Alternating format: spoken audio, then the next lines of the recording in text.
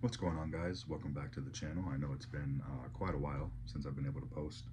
Um, this is mainly just like a fun little thing that I like doing. So, if anybody's a fan of me so far, thank you.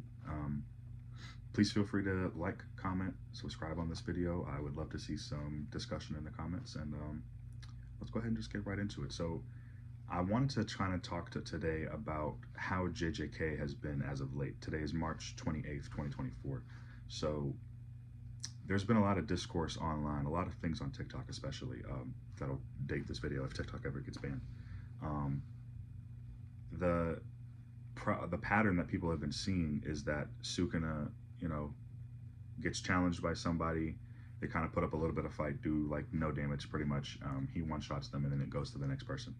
And I've seen a lot of people kind of complaining about how the way that Gege's writing style is and how he's handled this final arc so far. Um, and I just want to kind of give my 2 cents on this. This video is mostly going to be in defense of Gege, in all honesty. So please stick around. Number one, I don't really feel like there's too much of an issue with this quote unquote cycle that we've seen, especially because there's precedent for it. We know that earlier in the series, Gege told us that 1,000 years ago it took pretty much all of Jujutsu society at that time to defeat Sukuna. Like pretty much everybody had to jump him, and it was probably a very similar battle to what's going on right now in the manga, where it probably like flowed in a very similar way.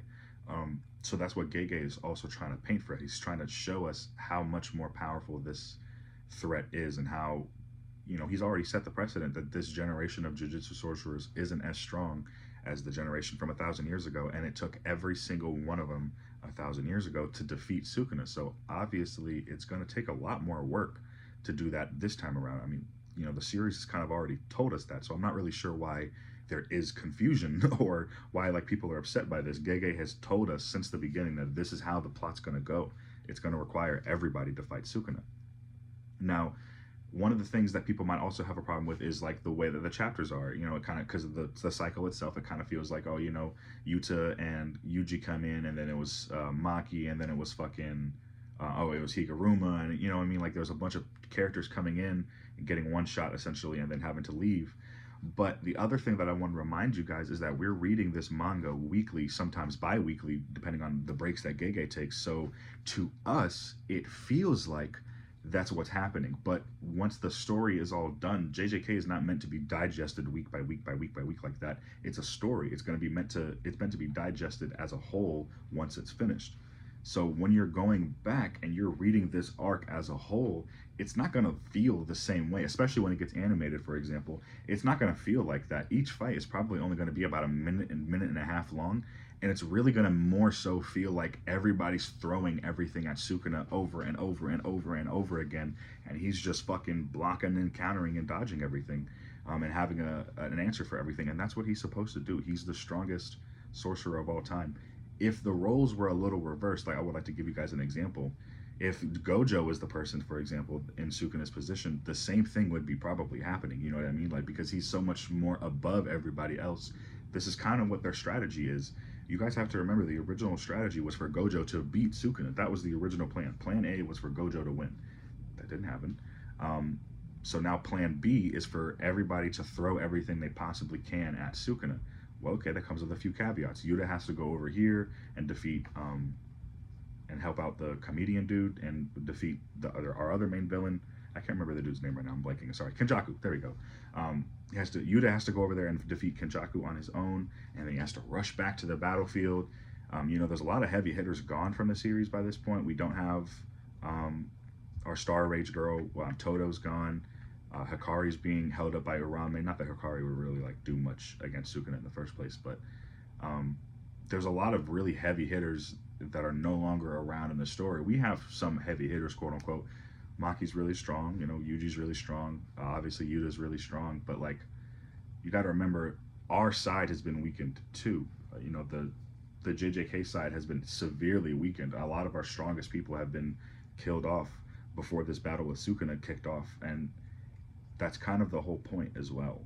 That's the third thing I'm going to bring in, is that it feels very much as though that Sukuna has planned for something like this, and it's because he has.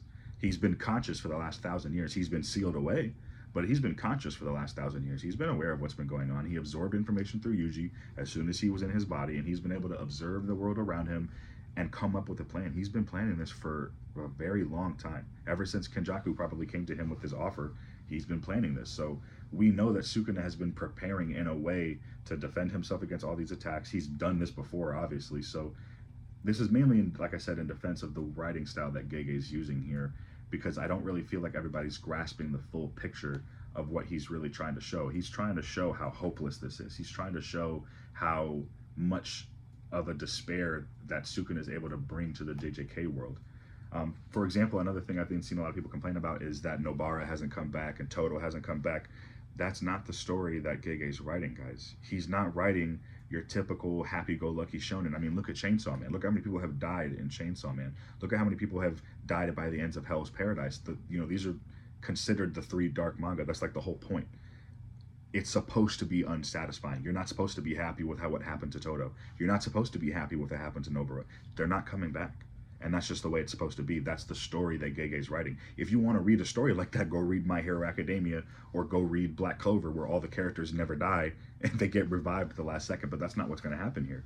Unfortunately, that's just not the story that Gege's trying to write. It's a more realistic, gritty, dark manga that he's trying to write. So characters aren't going to come back like that. Todo's done. He's useless at this point. He has no hand. He has no ability to use his curse technique. He's just a guy, and that's it. He's not really going to be useful here. He's better off stepping out and retiring as a Jujutsu sorcerer. He gets to live the rest of his life now, because if he came back to this fight, he's dying. I mean, Sukuna's just going to cut him in half. Boogie Woogie would probably put up a little bit of a issue for Sukuna, but I mean, he's just going to die from that fight. You guys know that, right? So you got to understand the different ways that Gege's writing. It's all purposeful. It's all been on purpose this entire time. He's writing this overarching dark masterpiece where we don't really know what's going to happen next. I fully believe that Sukuna has a chance of winning. I really do believe that there is a non-0% chance that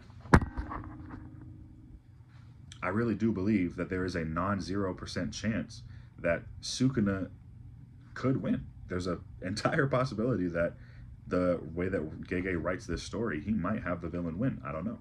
So let me know what you guys think in the comments below. Just to sum it all up, TLDR, if you guys made it all the way to the end of the video, I really appreciate it.